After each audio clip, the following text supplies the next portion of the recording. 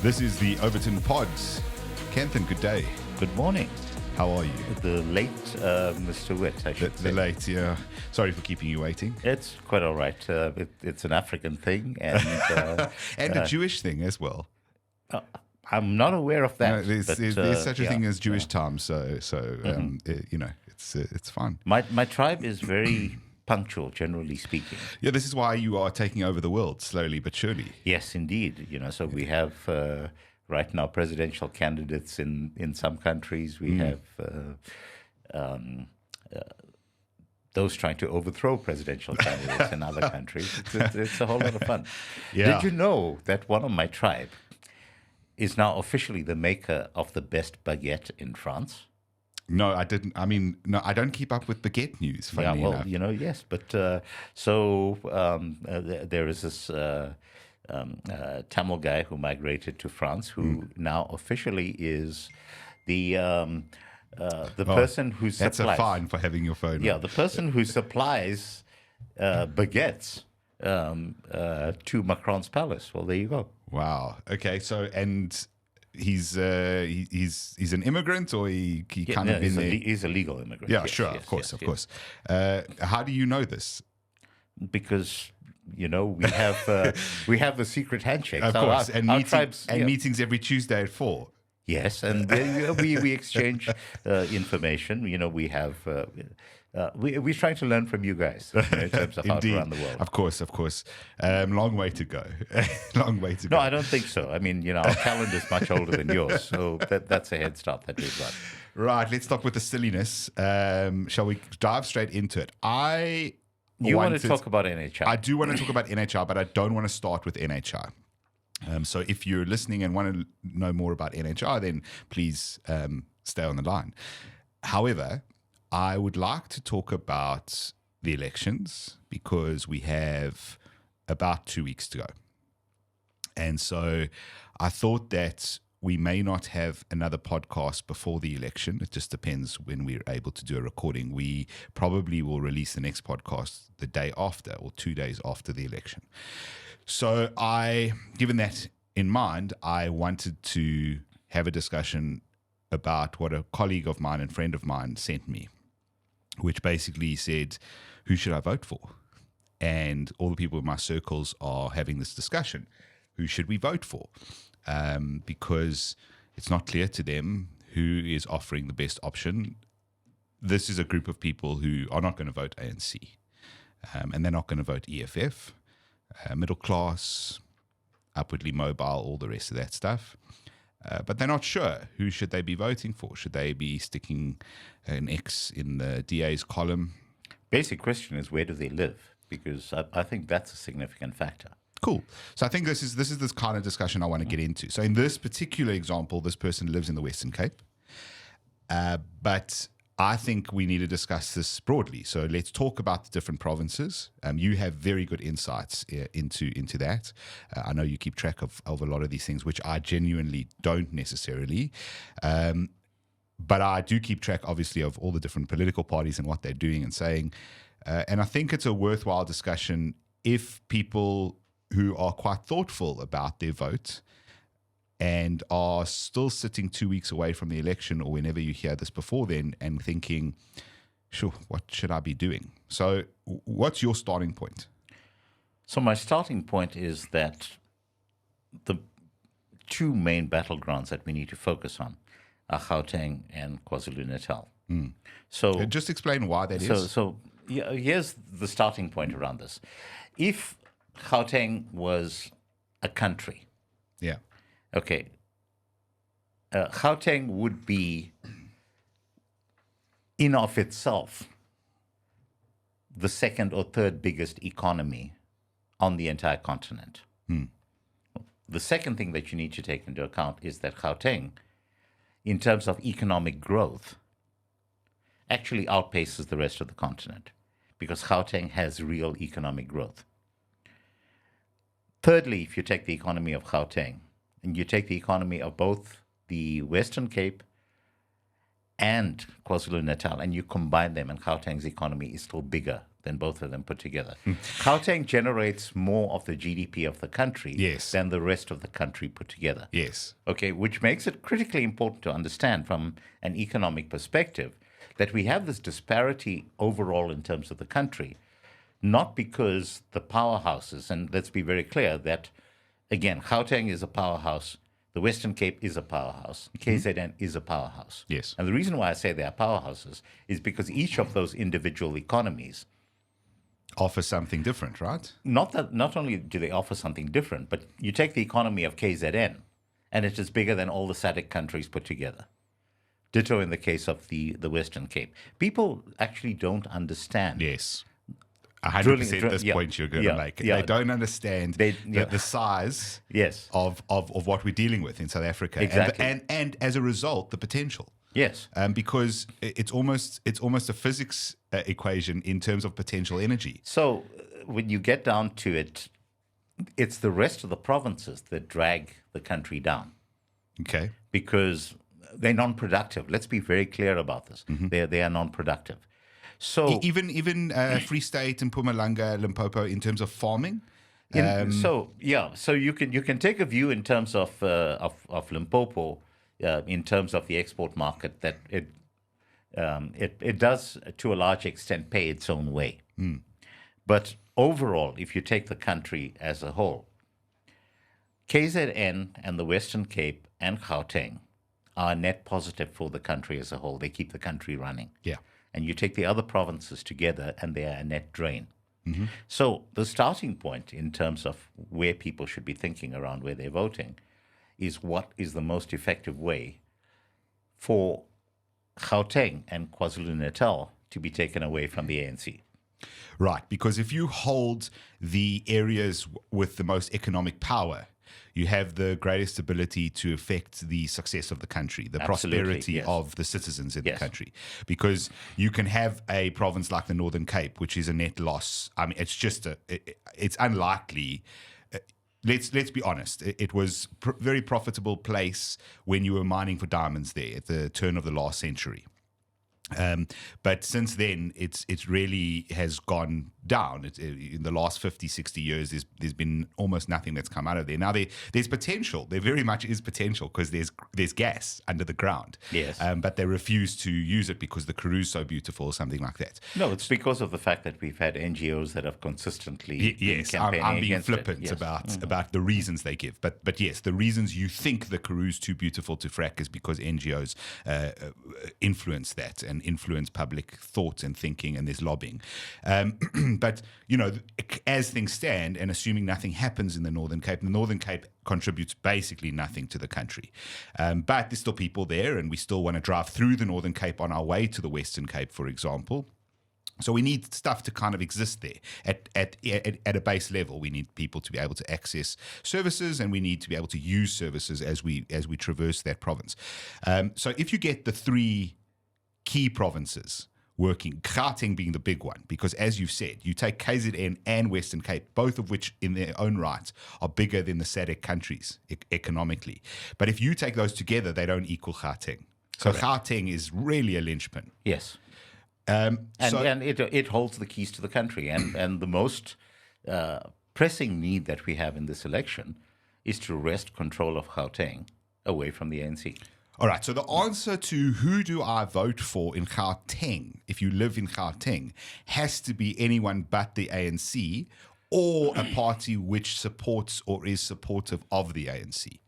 Yes, so to my mind, that means that anyone who has actually ever entered a coalition with the ANC is written off. Is written off immediately, because you can be sure that if they've done that in the past, they will do the same. So let's just run through that, because I think specifics are important here.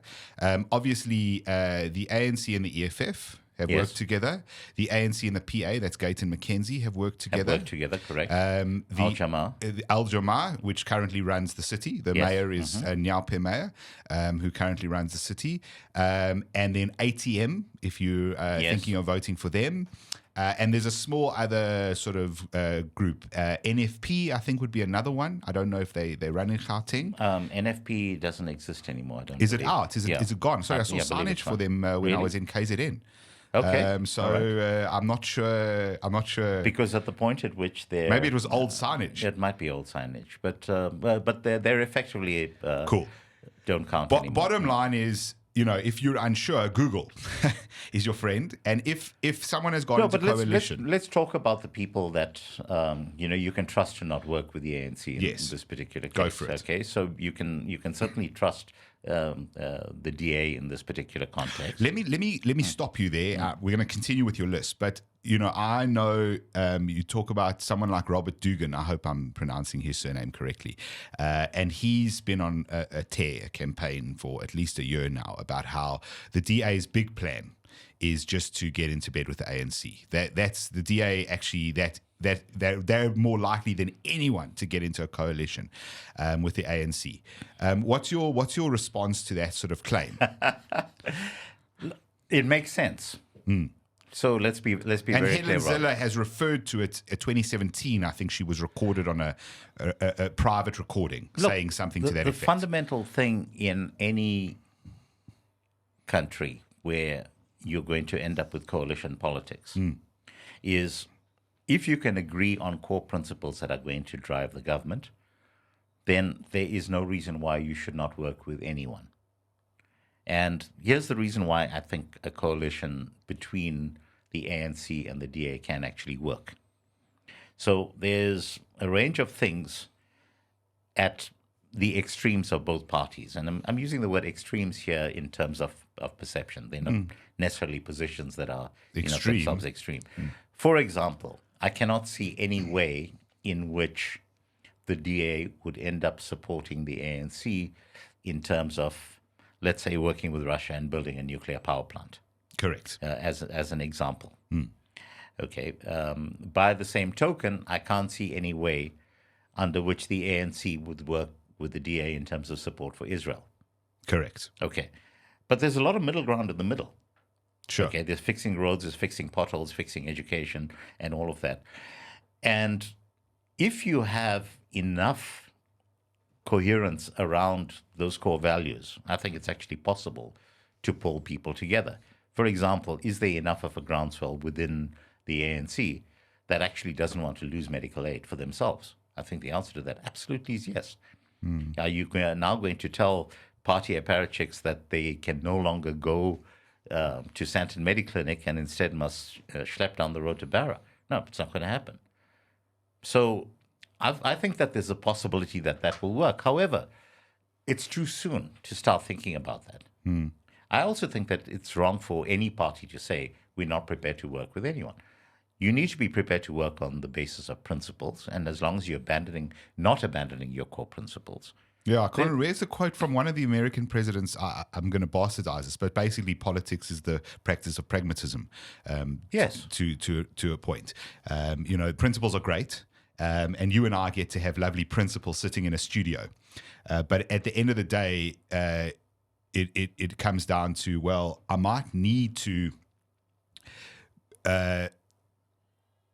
compromise.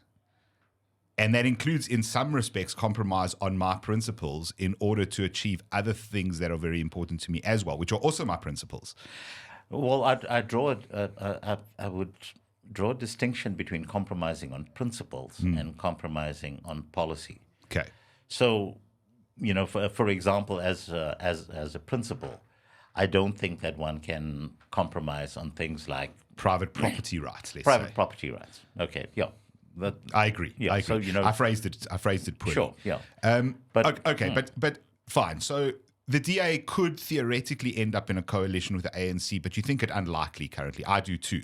I mean, I don't see John Steenhuisen, for example. Well, let me tell you why I think that it's more likely than other scenarios. Okay. All right. So what we're looking at right now is a situation where the ANC is potentially going to drop below 50% for the first time overall.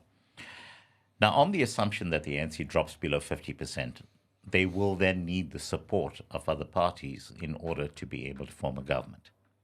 So let's say that the ANC drops to 40% as an example. Who are their potential partners? So right now, my view on their potential partners outside of the DA is going to be the EFF Yeah. and potentially MK. Yes. So those are the two possibilities. Now, consider that the EFF, well, certainly Julius, hates Ramaphosa with a passion. And they will not accept a scenario where there's a follow-up Ramaphosa presidency. Ditto in the case of MK. I cannot see any scenario where Jacob Zuma is going to allow Ramaphosa to be president. Which opens the door to a DA ANC coalition potentially. If Ramaphosa is going to head it. On the other hand, I can see a scenario very easily where Paul Mashatile steps in as presidential candidate. and the EF backs him. And the EFF backs him, and MK will back him. Yeah. I'm very clear about that as well. So the question that you and I then need to take a look at is, which of those scenarios is better for the country? A Paul Mashatile presidency with the EFF and MK as his partners, or a Ramaphosa presidency with the DA as his partner? Right. So this is interesting because we went down this rabbit hole as we were listing the parties you should consider voting for because they wouldn't go into a coalition with the ANC. Sure. Right. But now we are very much But we were saying talking that the very DA specifically in the context of Gauteng. Okay. Yeah. All right. Good. So we've moved. And you see, the reason why I'm drawing a distinction between that is that I do believe that at the provincial level, there actually is the possibility of a coalition being pulled together that excludes the ANC and the EFF. Yes, there Okay, is. I'm not counting MK as a factor. So the logic we should be applying at a provincial level is very different Okay, to good. the logic we should So apply. I'm at very that glad level. we've gone down this road. All right, so let's go back to that list of parties you should consider voting for provincially. And remember, you're getting 3 ballots. So this is an interesting election because for a national election, you've never had 3 ballots before. You've had 2. So generally, you get a national ballot and you get a provincial ballot. And obviously, you can vote for any party on any of the ballots. This time round, you're getting a provincial ballot, you're getting a national ballot, and then you're getting I think they're calling it a parliamentary ballot or a representative ballot, something to that effect. And the bottom line is, please do check the IEC. I don't want to give in misinformation. The point is that the third ballot allows for that court case which was taken up in which independents candidates, are yes. allowed to stand. So what that third ballot will have on it is it'll have your usual political parties, but it'll also have people, just people in their own capacity. And that's going to be interesting in terms of how that forms into the calculations. However, the bottom line is the provincial ballot is the one we're talking about now. And you're saying, look, on a provincial level, would you say this countrywide, or are you saying Gauteng only? On a provincial level, vote for people who won't likely go into coalition with the ANC. And there's good track record for this. Sure. So I'm looking very specifically right now at the 2 which I think are most significant for us, which are Gauteng and KZN. Yeah. So I think that I'd apply a different logic in terms of KZN to the logic that I'm applying in terms of Gauteng. And the difference in terms of KZN is the IFP factor. Because I think that if it's a toss-up right now between increasing the DA's market share in KZN or strengthening the IFP against MK and the ANC, I think it's more critical for the province to be strengthened in favor of the IFP. Just explain very briefly why. There's a lot of history. I do understand the history behind this. But Okay. try as briefly as you can explain that. So the history, as far as we can take it, is that the IFP has been consistently more trustworthy in the context of running the province than the ANC has.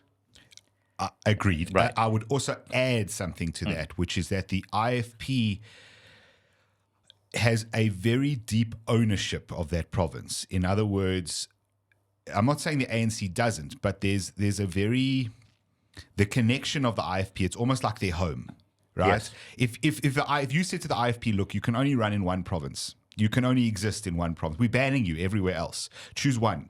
They're choosing KZN. Yes. The ANC chooses the Eastern Cape. Yes, because frankly, the IFP has no interest in actually running the Western Cape. Yes.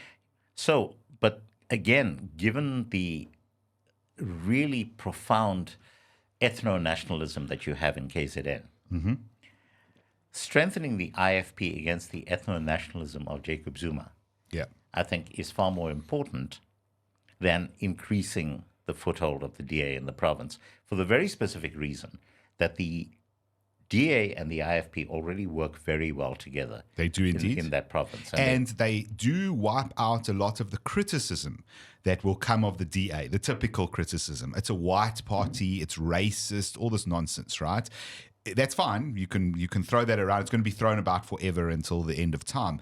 But it's a little bit more difficult to scupper the plans of a DA-IFP government when, that's clearly not the case. Because when you've got the DA and IFP working together quite well, as they do, like you say, that negates that argument very, very well and shuts up the critics. Sure. So, but you understand now why I have different logic about KZN. Yes. What about, let's talk just quickly on that. What about MK actually being on the side of the IFP and the DA? So I think that that's a very strong possibility.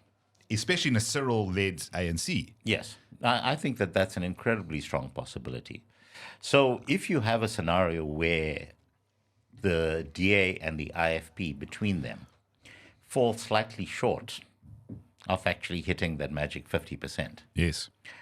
Which is probably going to be the case. Is there a possibility that MK will work with the IFP and the DA? I think the answer to that is yes, because Zuma has always had a very good relationship with the IFP.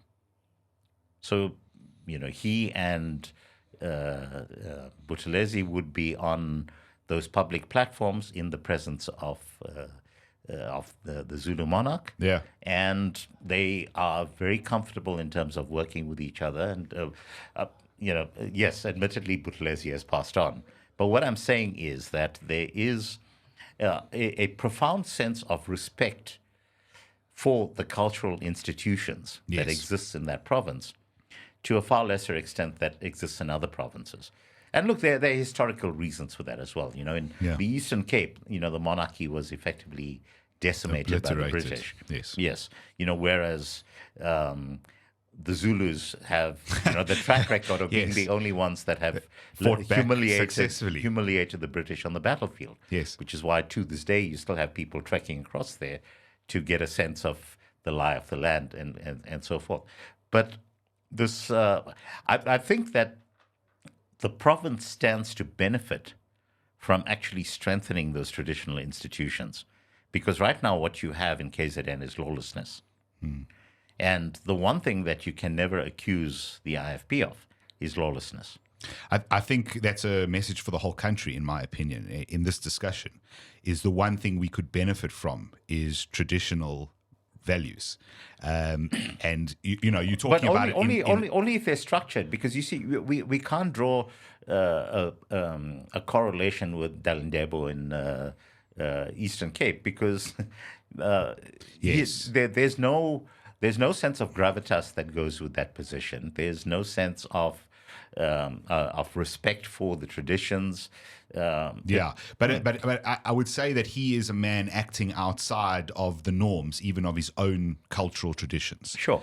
And so I'm talking about, it's a conservatism, essentially. It's a looking at the situation we have in the country and going, most people know right from wrong. It doesn't matter your background. Most people know right from wrong. Again, I'm going to raise this point, and perhaps we'll get onto it more deeply, but more than 80% of this country believes in a monotheistic religion, most of them Christianity, and they attend church often. And so the idea that we don't behave more in the way that those people choose to behave in their own lives is odd. It's out of keeping with the way the population generally believes, acts, and their own morals and beliefs. And so I think, you talk about a return to tradition in a way in KZN. I think that could apply countrywide, but it's easier to do in KZN because of the history, because of what the IFP fundamentally stands for. and Yes. it is that traditional which party. doesn't really exist in other parts Correct. of the country. Absolutely correct. Doesn't exist elsewhere. The DA can't say we stand for, any kind of traditional values, or they're a 25-year-old party or 20-year-old party with sort of 30 years behind that. With Helen Suzman and all the stuff that led to it. But the reality is, no, they don't in the same way. I would say, the IFP is one of those parties. The ACDP can make an argument because their fundamental grounding is Christianity, which is a 2,000-year-old religion. So those are those sort of parties that can make that argument. The rest are going to battle. All right, so we've got Gauteng and we've got KZN, and even though MK might end up with the IFP/DA, we don't know that, and they might very well get into bed with ANC. So you probably avoid them, and you'd still, in both KZN and Gauteng, go for a party that's unlikely to end up in provincial coalition with the ANC. Correct, yes. All right, good. The Western Cape, I mean, because there's all the secession stuff in the Western Cape. Yeah, I don't think that people in the Western Cape fundamentally buy into the idea of secession. Oh, but they've got polls. I mean, they'll tell you, what's his name? Craig. I can't remember I apologize, Craig. Look, I can't remember his surname. Let's be very clear that I'm very strongly in favor of devolution of power down to the lowest possible levels in most cases. We need a federal system in this country, but we don't have one. And we're not going to have one in the near future. Until there's a critical mass in terms of changing the constitution that involves devolving very specific things down to the provincial level. So the most critical things that need to be devolved to the provincial levels are safety and security, just very simply, because it's unthinkable that the National Commissioner gets to dictate whether or not police get deployed in police stations in the Western Cape. Or if you can have more vehicles, because he dictates the budget. Exactly.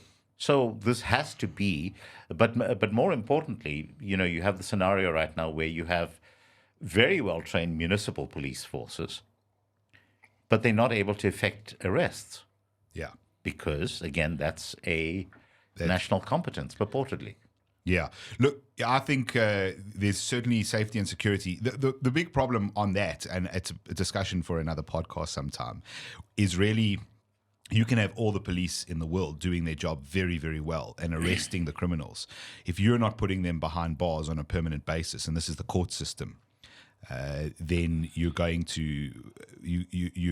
not going to achieve your ends. But again, and so this is a point that I made in my book talking about the competence of the police, because one of the reasons why they end up not being put behind bars is because when you have functional illiteracy on the part of the police, how are they supposed to pull a docket together? Yes, no, I hear there are problems on both sides, but the justice system at the moment, I mean, I'm saying that this is something that actually starts from the bottom. That unless you can have a scenario, so there are two things that you do immediately to fix the mess in terms of the justice system, and it has to start with the police stations. The one is ensuring that people who are responsible for filling out the dockets are functionally literate and have the ability to do it. The second is to actually blockchain secure the documents in the digital ecosystem so that they cannot be lost. Or tampered with. Yes. Well, they can be changed, but you're able to go through the audit trail. Yeah, you can see the changes. Exactly. And those are two things that can be implemented at practically zero cost almost immediately. But in order for that to happen, you need to be able to push laws through in Parliament that would actually ensure that that is the case. Now, I can imagine a situation, as an example, where the DA could readily support a Ramaphosa presidency if it meant devolution of policing down to the Western Cape, because it'll be the single thing that will be a game changer for the Western Cape. And I think that it would be a responsible thing for the DA to be doing, to be entering into that type of discussion. Yeah. All right. So cool. I think we've solved the provincial discussion. I'm sure we've got listeners in the other provinces. My advice would personally be, and my advice across the entire election is that you actually need to look at exactly what you've said, parties that have worked with the ANC before and parties that haven't, and vote for parties that haven't.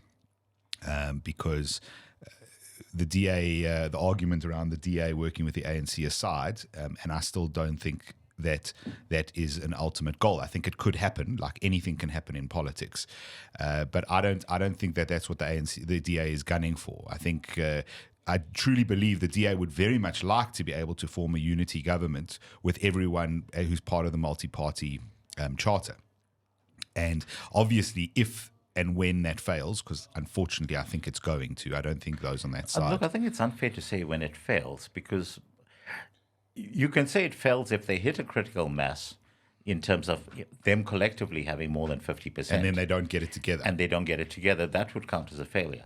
I don't believe they're going to hit that critical mass. Yes, so that's what I'm talking about. So, and I don't think we should call that a failure. I think that the principle of actually having the multi-party coalition together is a good principle. Yes, agreed. And, let's, at the point at which they get better than 50%, we can judge them at that point if they fail to hold it together. Yeah.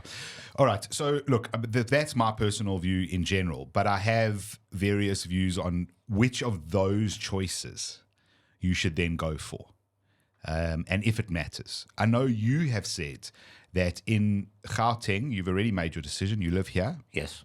In Gauteng, you're going to be voting for the DA. Yes. Just explain your logic. So my logic around this, that if you look in terms of what happened, very particularly in terms of the Johannesburg and just the all of the major metros in the last municipal elections, where the DA has been largely pulling neck and neck with the ANC. So in terms of running Gauteng, is it a better scenario to have the DA and a multi-party coalition running the province, or to have the DA in a dramatically strengthened position so that in the event of one of the multi-party coalition partners deciding to jump ship, that there is still enough of a solid base that the DA has in this province to be able to control the reins of government in this province. So that's the simple logic. Yeah. That the DA in this province has already shown that it's got the ability to potentially outpace the ANC. And from my mind, I want to strengthen that happening. So I also want to point something out about the DA and a vote for the DA at a provincial level, which I think, and I haven't decided yet. I have to say that, but it's okay. Your vote is your secret. Well, the DA is on my potential list. Sure. I'll be honest, and they're amongst a few. But I do think the DA at a provincial level makes a lot of sense. And the reason I say that is because fundamentally the DA, the one thing they are very good at is they're good administrators. Now, you can agree with what they administrate or not. So, for example, I don't like Alan Winde at all because he administrated the COVID regulations very, very well. But that's the point, right? They administrate very well, no matter what gets put in front of them. And so on a normal day in South Africa where we don't have crazy shit like state of emergencies or disasters or whatever it is, they will administrate the province well, which means they will take your money and they will spend it as it needs to be spent in the province. And they will make sure that for the most part, can't make government corruption free, but for the most part, things will be done properly and above board. Look, and let's be very clear about something in terms of what the DA does as well. A disproportionate amount of the spend actually goes towards... disproportionate. Yes, goes to impoverished communities. Ridiculously disproportionate. Yes, and it's something that doesn't get spoken about enough. And the truth of the matter is that I'm actually in support of that, because as long as you're providing the minimum basic services in terms of what your core ratepayers are asking for, or taxpayers in the case of this forthcoming election, take care of the fundamentals, and then by all means spend the rest in terms of actually raising the floor for people right now who actually do need it at a very fundamental level. Yeah, I think. Look, I have problems with what they do because there's a level of spend which becomes neglect. And I very much saw that when Herman Mashaba was the mayor. The DA poured in, and I at the time was working in Soweto. But Herman was not a DA mayor. He stood as a DA candidate, and he became mayor on the back of the DA. But he did not implement any DA policies. Let's take it away from Herman himself. What I'm saying is, Herman may not have been a DA mayor necessarily, but Herman was the mayor, and the DA ran that government, so to speak. And so their people were rolled out, and a lot of their policies. I remember at the time they spoke. There were literally files that were brought up from the Cape Town, showing how to run the city. They literally had binders, and so. I saw that as a resident. I'm sure you did too. And I saw it on both sides because I was working in Soweto at the time. And so I would spend a lot of time in Soweto, and I would see that things were really good. I mean, roads were being sorted out, pavements were being sorted out, parks were being cleaned and mowed, and all the things that should happen. And street traffic lights working, all these things. And then when I went to my suburban home, it was a mess. It was undoubtedly worse under the DA than it was under the ANC. So there is some level of my problem with them funding the underprivileged is when it gets to a point of funding them so much that they forget to fund anyone else, and it becomes neglect. I use the example of the bridge that's down the road from my place across the Yokske. Yeah, and I had an on-air discussion with Mpho Palatse at the time that she was mayor, and I was pointing out that this bridge has been basically stuffed for years. We kept raising it, and it was not repaired. Guess what? This bridge actually got repaired about 6 months ago. Okay, under this current administration, under the current Al Jamal-led administration, and it's been properly fixed. And more to the point, there's also on the other bridge that crosses the Yokske at that point, there's a lot of work that's being done in terms of strengthening the embankments to prevent a situation where the flooding goes out of control. Yeah. So there's clearly stuff that is actually working currently. Don't have a clue how it's actually happening. I'll tell you how that happens, because I've already said they're good administrators, and then I've criticized them for when they were previously in power. But I think you have to balance the criticism. You can't. They aren't perfect, and I will admit that. But I choose them over the other option. And I tell you how a lot of these things happen. It's a misunderstanding of how government actually works in this country. It's the same as the ministries, right? Everyone looks at the minister of whatever it is.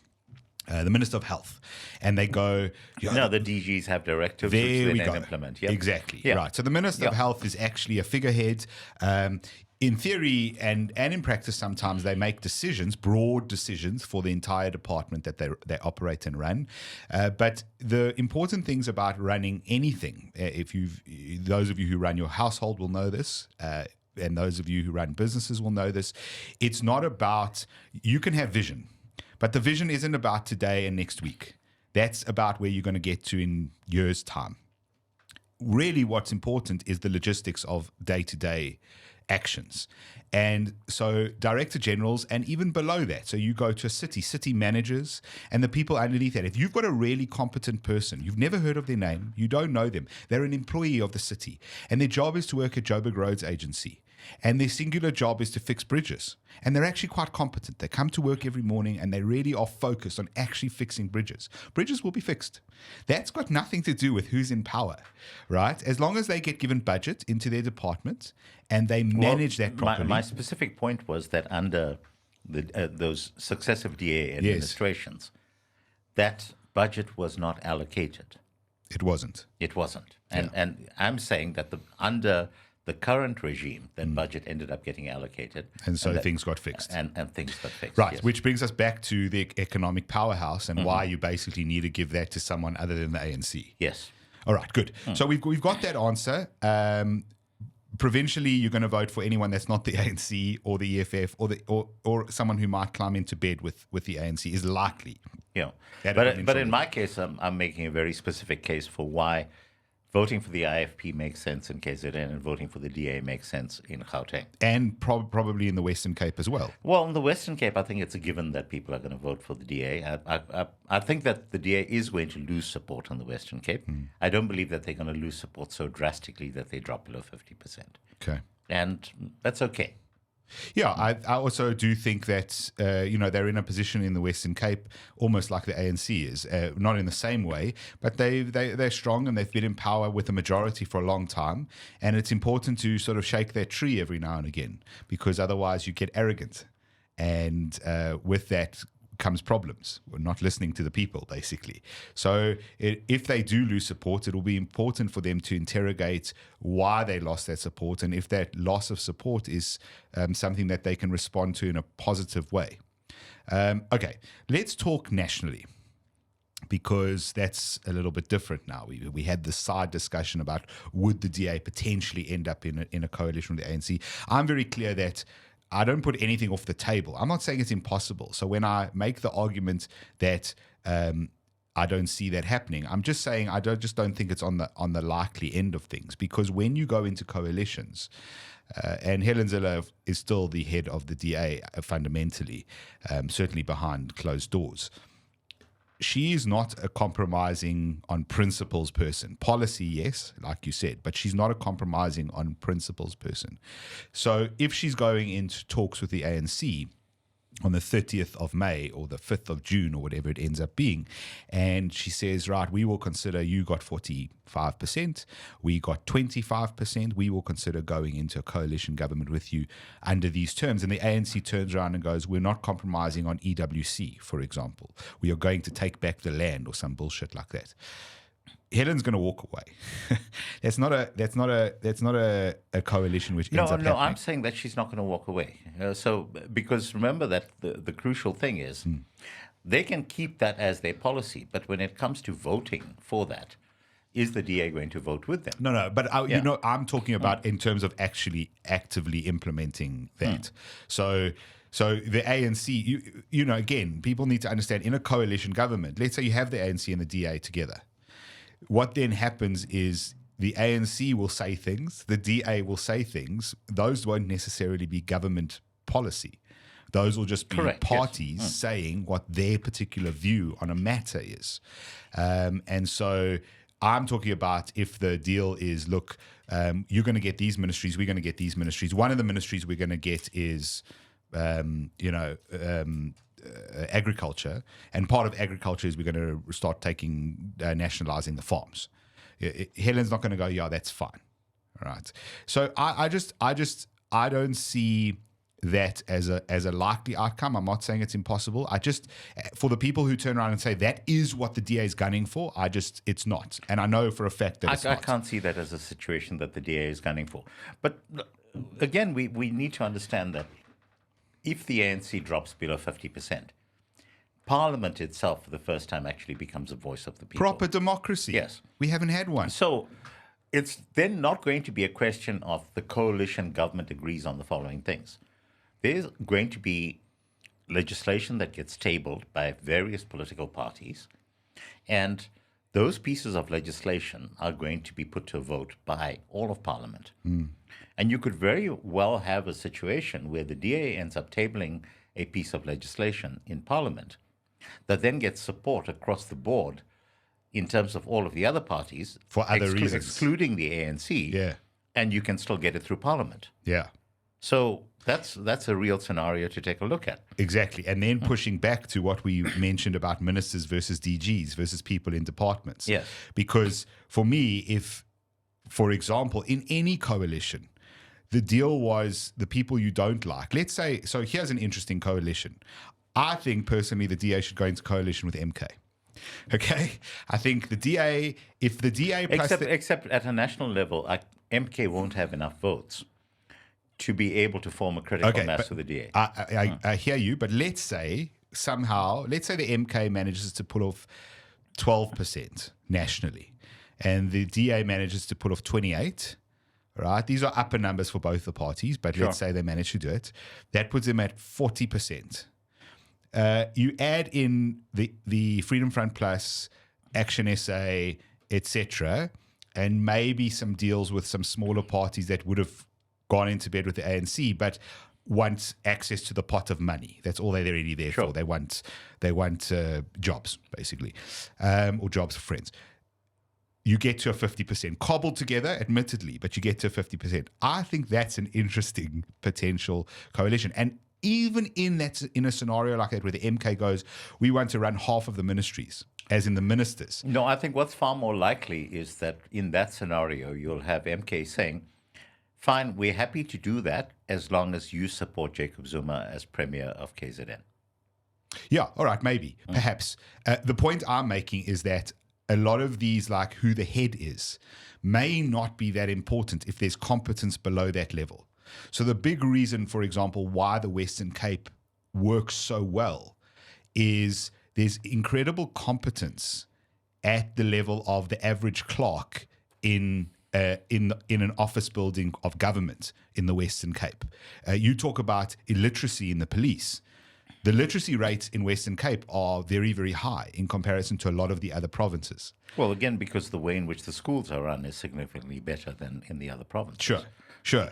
But again, though, there's so many people down the way. Now, the idea that, well, the leaders lead the way and all that stuff, to some extent is true. But you could have a true idiot at the head of the Department of Education, which we have had for about, I don't know, the Nat government wasn't much better. So we've had an idiot at the head of National Department of Education for at least 50 years. And yet we have some very good schools. And yet we have some very good universities. And that's because people at that level still operate well. And so, yeah, I think these are interesting potential outcomes. But when we're talking about who you vote for at a national level, for me, you've got to consider the parliamentary thing you've just spoken about, the parliamentary aspect, which is, okay, this is much more for me at a national level. What are the principles and values of this party so that when a vote would come up in Parliament, when a bill would come up, where are they likely to go on a particular bill? This is very different to how you vote provincially. Exactly. So EWC being a case in point, good example. Yeah. So this is the thing. You've got to look at expropriate. Look at the big stuff we're dealing with, and when I say big stuff, I mean the stuff that's likely to affect your life. So Zimbabwe is the example simply because they did EWC overnight. Mugabe turned around and told the veterans, which were actually just a whole bunch of 20-year-olds, I won't send the police or the military to prevent you from basically stealing farms from white farmers. And the international confidence and investor confidence in the country tanked virtually overnight. And so we end up where we are today, essentially. So that kind of thing could have. Although I know you're going to tell me something about Zimbabwe. So the specific thing that we must point out in the context of what happened in Zimbabwe was that in terms of the Lancaster House agreements and everything that was brokered that subsequently led to the independence of Zimbabwe, that there was a promise on the part of the British that they would guarantee the compensation for expropriation of land, which they reneged on. Yeah. So, it was the point at which Mugabe basically said, well, the British promised that they were going to be funding this. They are now refusing to fund it, so we're going to take it anyway.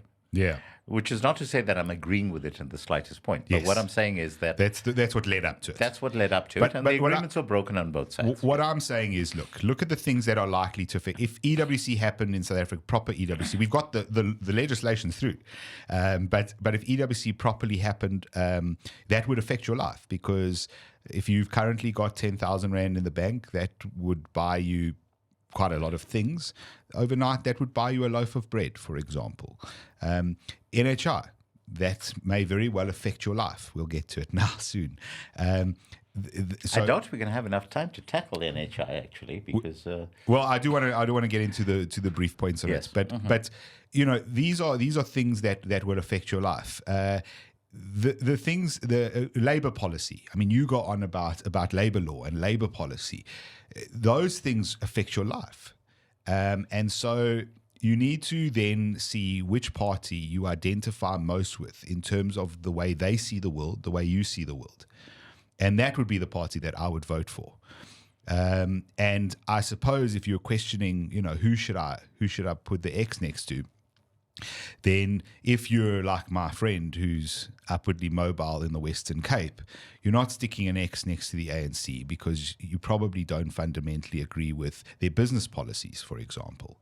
And if you're a farmer, you probably don't fundamentally agree with the ANC or the EFF on their policies. And if you're a doctor, you probably don't agree with the ANC or anyone who supports the NHI. So that is how I would vote on a national basis. What you differ on that? What's your take? No, I think that's a reasonably accurate way to take a look at it. So one of the reasons why I'm very reluctant to vote for the DA at a national level is that I'm convinced that they will actually then promptly sell us out to the entire narrative that has been sweeping the Western world. Yes. Which is basically the Soros-funded initiatives and all of the money that comes from the National Endowment for Democracy and World Economic Forum, etc. Exactly. And the European Union. I just want to point something out. Cyril Ramaphosa, people might forget this, about a year ago he went, I think it was a G7 meeting or something to that effect, and he went and had a meeting where he agreed to the green energy transition, the just transition. Yes. He agreed. So the DA is very firmly on board. And the DA is on board with Yes. that. And it's a terrible idea. In this country, yes, it's a terrible idea. Because it's actually short-circuiting our quickest route to prosperity, Yes. which would be fracking and offshore drilling. And the coal we already have in the ground in the meantime. Yes. You could go to cleaner fuel, absolutely. Well, you can put in scrubbers on the power stations and for all sure, of that kind of for stuff. sure, absolutely. So I think that's a very good point, and it's something I have concerns about because the DA hasn't confronted it. I think it's almost shunted off as it's conspiratorial. But it's not conspiratorial, guys. You actively parrot these lines. You actively do these things, which makes you look like you would be very comfortable as the mayor or the governor of Chicago or Illinois or Chicago. And that's bothersome. I've said that the DA is the American Democratic Party of South Africa. And in many ways that they behave often, it appears as if they are. And that's concerning because a lot of the destruction you refer to in the West is happening because of these terrible ideas and policies that are average people look at and go, what is this? And yet they are pushed forward because there's a lot of money coming from both private and government entities with agendas. And so, I think that's a fair point to raise about the DA. I think their administrative role still continues. So if you feel, look, I don't mind about that other stuff, we'll cross that bridge when we get there. Our biggest problem right now is just rank corruption and complete dysfunction of the state, then the DA is not a bad option at a national level. For me, there's a few other options.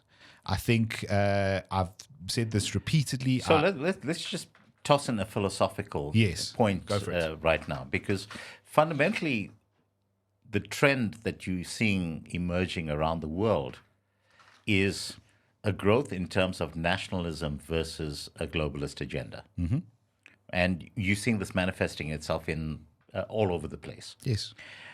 And to my mind, as South Africans, first and foremost, we should be nationalist in the sense that we should be looking to put the interests of this country first and foremost. Yes, and I think it's very important to say that is the definition of nationalist. Yes. The definition of nationalist is not Hitler. Exactly. It's not Nazis. Mm-hmm. It's not anything. It's not Stalin. It's not Mussolini. It's none of those things. In fact, you can make a very good argument that some of those people were anything but nationalist. Yes. The definition of nationalist is that you care about your country before you care about anyone or anything outside of your country. Absolutely, yes. And so every decision you make as a government is completely about, is this good for people inside the country before I care about what anyone outside the country thinks or how it affects the rest of the world. And that has been the path to prosperity for China because in everything that they do. And look, I think you and I are both very clear that there is no way that we would be prepared to live under the Chinese Communist Party. Absolutely. So, but It's not a compliment. yeah, but putting that aside, the one thing that you cannot fault the Chinese for is that in everything, whether it's foreign policy or domestic policy, everything first and foremost is in the interests of China. Admittedly, their interpretation of China, but China's a massively multi-ethnic society. And yet they have that concept of nationalism that actually permeates. Ditto in the case of Russia, as another example. Ditto in the case of India. People just do not understand the complexity of India in terms of languages and culture and just the sheer volume of religion. And sorry, but ditto in the case of the United States up until pretty much 1994. Exactly. You know, the reality is people talk about American exception. It's not American exceptionalism. It's that they're incredibly nationalistic. This is a nation which rose to power in truth, and success. Justice, and the American way. Yes. And they have none of those things. And everything they did over 2 centuries, essentially, was what they believed was the best interest of America. Everyone else be damned. Yes. And so you know, and if you start looking at the demise of the American empire, that has very much taken place with this very outward-looking agenda versus an inward-looking one. And so, yes, I think you know, you wanted to raise that point before I brought up. Yeah, so I think that's an important philosophical point for us to consider. So, if I draw a comparison, for example, at a national level between the DA and the Freedom Front Plus, I would rather vote for the Freedom Front Plus, just simply on the basis that I know that the people in the Freedom Front Plus actually have the best interests of South Africa first and foremost, versus pandering to a globalist agenda.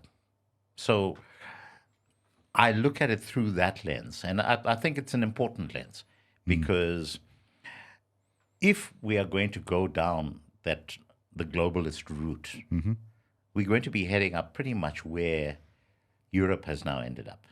Well, I think it'll be worse. I actually think, you see, Europe benefits from essentially the plunder of the rest of the world. Yes. Okay, so... that on a historical basis, but absolutely. But currently that's scaling back. Yes, no, but on a historical... Well, this is the point, right? They go around, and I don't have a problem with this because I don't have an issue with conquest.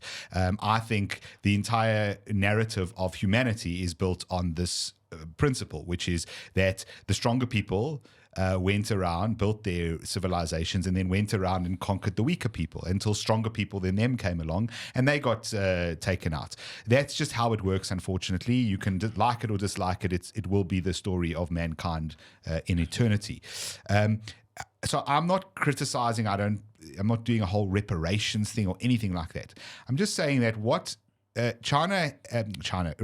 Europe has had a heyday, a very long heyday, in which they went around and they gave the world a lot in terms of the current sort of Western model civilization, all of that kind of stuff. They gave the world a hell of a lot, but they also took. And that taking enabled them to fund a project which is now starting to break because it no longer has that level of funding. And the issue we have in South Africa is not all, but many of the worst ideas that we've had in South Africa. Our labor laws, for example, are reminiscent of the laws you will find in Germany, except we don't have the funds or the skills or the employment levels to have those kinds of laws. You look at NHI, Denmark, Sweden, lovely nationalized health. The problem is we don't have the ability to fund a system like that currently. We won't have the ability to fund a system like that with any of these bad ideas that we've brought in. A lot of these ideas are foreign ideas that cannot work in a country as it currently exists. And so because they built the system first, so a universal healthcare will break everywhere in the world because there's no such thing. But the point is that it will take a long time to break in Denmark, where they've got oil money, billions upon billions of oil money. It'll take a long time to break, versus in South Africa, where we don't have that system. We haven't built that system, and we have no money to build that system. So our attempts to create these Western models and these systems will fail very, very quickly and cause a lot more suffering in a shorter span of time than you have happening in, for example, the UK, where the NHS is slowly falling apart. We won't slowly fall apart. We will just go from like some sort of level of healthcare to nothing. NHS in the UK is a complete disaster. Complete. You know, my daughter lives in the UK now, Yeah.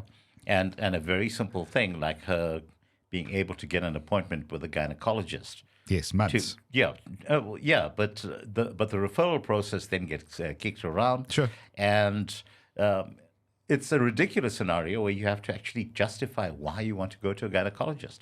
Yes. It's not like I'm a woman, I need to go to a gynecologist. Sure. Yeah. Absolutely. And then there, unfortunately, and this is part of the NHR discussion, you know, you will get into situations whereby there will be people who, because they have to justify getting to a gynecologist, they won't get there soon enough. And you'll pick up something like a cancer, for example, later than you should have, Yes. and a certain percentage of women will die unnecessarily as a result. So look, I think in terms of on the voting stuff, the DA is an option, but I have my reservations, as you do, at a national level. At a national level. At a national level. And although I will say something complimentary about them, which is that John Steenhuisen is not a globalist. It's not how he thinks. I've met the man. I know him a little bit. I know people who know him. He's not on that level. I think it's part of why he comes. He's not public a lot. He only gives sort of very formal and set talks, and yet he's hated by all the usual suspects. He doesn't have reason to be hated, really. He hasn't said anything particularly controversial. They try and make the smallest little thing he says controversial, and yet... Yes, but you and I don't listen to those usual suspects. We don't. But what I'm pointing out is that there's a reason why he's so disliked. There's a reason why he's so disliked, and you suddenly have someone like Songezo Zibi. Absolutely do not vote for Rise Mzansi. Literally the ANC with bright colors. But the reason why they don't hate Songezo Zibi, the reason why Daily Maverick won't say negative things about Songezo and will happily do it daily about John, is because John is not ideologically on side. And they know that, just as I know that. Because just as I have inside info, so do all of these media folk. And they've all also met him, and they've all also spent time with him, and they know where he stands. So that is, if you feel a little bit concerned that the DA is essentially Klaus Schwab in sheep's clothing, just be a little bit aware that John isn't quite that level of man. Look, I'm very clear that if you ask me who do I trust more between Steenhuisen and Zibi, I'm definitely going to say Steenhuisen. Yeah. Okay. But that's such a low bar. Yeah. All right. So the other options, you've mentioned the FF Plus. I think an interesting party. It certainly is an interesting party. I think that they are going to strengthen their base. I agree. ACDP are very clearly in that camp as well in terms of being quite... I'm a fan of the ACDP, and the reason I'm a fan of the ACDP is what we referred to earlier, which is that their foundational traditions are really the foundational traditions of probably your family. Yes. The reality is it's a Judeo-Christian values, which are the values of the original West, so to speak. So again, the IFP are very firmly nationalistic as well. Yes. In that regard. The EFF are not. The EFF are Pan-Africanists. They're in favor of open borders and all of that kind of stuff, which is utterly disastrous. Yeah. So I think that's right. So you've got the DA, you've got the Freedom Front Plus, you've got the ACDP as an option. IFP. I've always been impressed with how they stood up to the COVID stuff. The IFP, and I've said this for years. You can go back to Renegade Reports with regards to the IFP. Go read the manifesto of the IFP. They're actually pretty pro free market, free trade. But they always have been. Yeah. Yes. No. Nothing's changed about this. They're actually, if we actually did ideology in South Africa, so if people were like, I'm a liberal, I'm a conservative, I'm a libertarian, and then said, which party am I going to vote for as a result? Nobody actually knows what their base or root ideology of. Certainly, many of our viewers and listeners may, but I'm talking about the country as a whole. But if people did that, as libertarian, you may very well end up voting for the IFP. They arguably are the closest thing we have to a libertarian party if you go read their manifesto. So, there's that. And then there's a few small others. I know you mentioned the DA's pet hate, Colleen Makubela. Yes. So she's interesting. She is interesting, and I've said on public that I'm going to vote for Colleen. Even if she ends up being a single voice in Parliament, I think that'll be a good voice to have in Parliament. Yeah, at a national level. Yeah, and again, because I think a lot of the stuff I've been hearing coming from her has been very firmly rooted in pro-South African, pro-family values. Yes, I think so. And look, she's anti-DA. They had a big conflab when she was in Joburg. Yeah. I think that. So she was on Gareth's show. I was not present on that show, but she stood her ground in terms of that. She said, certainly of all the ones he's interviewed. She said, I was Speaker of the city, and I'm expected to play by the rules. And she's absolutely right. That it's kind of like people who go after Mike Pence for not endorsing Biden's victory. No, in terms of the rules of the House, that's what he needed to do, because that's what was presented before him. Yeah, I got you. All right, so that's there's a few other parties. I apologize if we've missed you out, but you really are. Action SA, I suppose we should say. I mean, DA with green A lot colours. of my family are voting for Karo Charo in KZN, by the way. I have no idea who that is. He's an interesting character. Yes. Yeah, but he's a stand-up comedian. Okay. And but he's had a fair history of championing community issues, and he was probably the single biggest voice in support of the people who were falsely accused of a massacre in Phoenix. Yes. Yeah.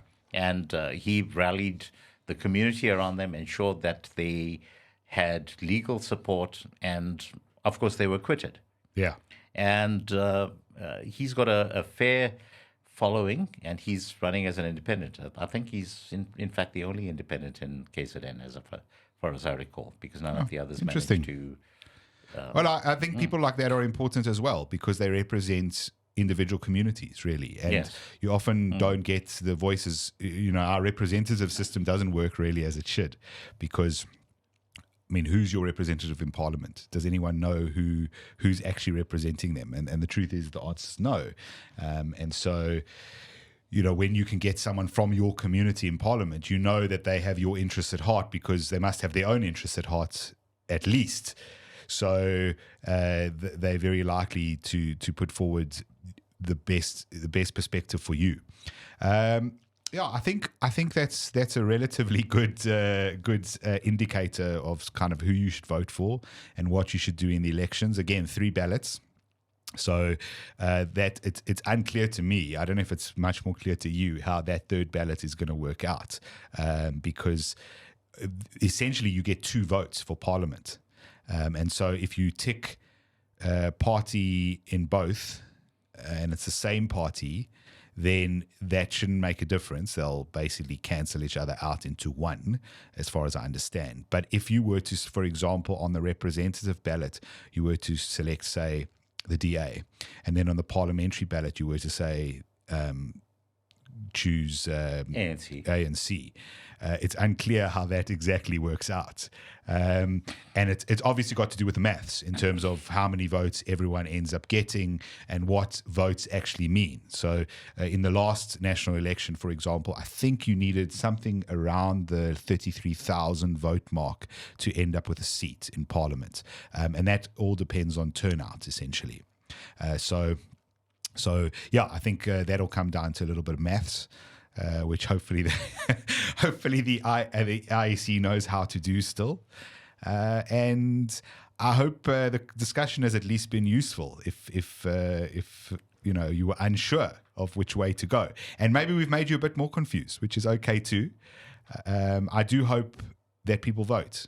I'm never been a don't vote person. Well, I've been telling ANC voters that your victory is certain, so don't bother voting. But everyone else, you need to turn out and show support.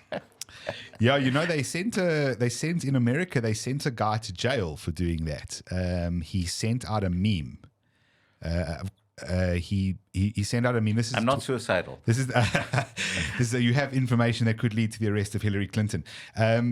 He sent out a meme which was essentially a meme saying, "Vote for Hillary." This was in 2016. Vote for Hillary on the 7th of November or something to that effect. And the election was on the 6th of November. And They sent him to jail? After Trump left office, the Justice Department went after him and convicted him of a federal crime in New York in front of a New York jury who voted for Hillary 90 to 10. So unfortunately, they did that. So it's not out of the realm. I think. So vote for the ANC on the 30th. There you go. You heard it here. I think we must leave the NHR discussion perhaps to look. The NHR discussion is going to have to be a solid discussion on itself. And look, I know you have a lot of good insight into it because you've done a lot of research for it. You wrote there's a whole chapter in your book. You see, so what I'm very clear about is the bill is a disaster for the country. But the other thing that I'm clear about is that there's literally everyone is going to challenge this in court. Sure, but it violates our constitution at so many levels. I agree, but I need to just say something, which is that please, we will get to a full discussion on this. But I want to summarize what the NHR means as briefly as I can. And then I want to have an appeal to people, which is this. The NHR means the end of private healthcare, which is not merely hospitals and private hospital groups. The NHI is the end of the GP you go to when you have flu, the physiotherapist you go to when you have a sore ankle, the speech therapist your child goes to because they don't speak well or they need some therapy in that regard, the nurse you go to change your dressings for the wound you have. Any kind of healthcare you use where you pay cash to a person directly or where you use a funder to pay that person ceases to exist under the NHR. The NHR makes it illegal. You have to ask the state first if you can access those people. And then only when the state says it is okay / they have the service available will you be put into a queue. That is what the NHR fundamentally means at base level, and it will be catastrophic for the country. And on the point of, yes, it is going to be challenged. There's a lot of stuff that's unconstitutional, etc. This needs to be a topic of discussion almost all the time. You need to hate this as much as you hated e-tolls. You need to hate this as much as you hate any other archaic policy we have in this country. You need to talk about it. It needs to be front of mind and not this thing in the background. Because let me tell you, by the time you realize that there's a problem here, if you don't challenge it now, and you don't support the people who are challenging it, by the time you realize there's a problem, it will most certainly be too late. And too late in this regard is life-threatening. And so that's my message, but we will do a full podcast on it and have it out over the different policies and where we should be going. You happy with that? I'm very happy with that. Kanthan, thank you. We've given the people a good hour and 15 minutes or so. I think that's reasonable. Yep. Can't complain.